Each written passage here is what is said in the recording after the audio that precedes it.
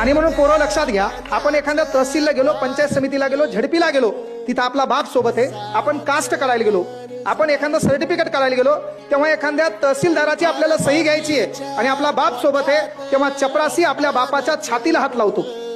चपरासी आपल्या बापाच्या छातीला हात लावतो. त्याचं कारण काय? त्यानं आपल्या बापाच्या गरिबीला पाहिलं, त्यानं आपल्या बापाच्या कपड्याला पाहिलं. तेव्हा तू तरुण आहे, त्या बापाच्या सोबत होता. तिथे एखादा पांढरा शर्ट घातलेला, रेबनचं गॉगल वापरणारा एखादा फटुरा नेता झपकन मधात जातो, तहसीलदाराला भेटतो, गप्पा मारतो, चहा घेतो, वापस निघतो. तुला सही घ्यायची असती, सर्टिफिकेट ती हातात असते, डॉक्युमेंट ओरिजिनल असतात, पण तिहा बाप सोबत असताना देखील हे चपरासी आपल्या बापाला अडवतो. तेव्हा आपलं सलसलतं रक्ताने डोकं साबूत ठेवून एक शपथ घ्यायची, साला काय झक मारायची मारेल, काय दिवसाची रात्र करायची करेल, काय रात्रीचा दिवस करायचा करेल, असा अभ्यास करेल. येणाऱ्या काळात याच ठिकाणी तहसीलदार होईल आणि याच चपराशाला माझ्या बापाला पाणी आणायला लावेल.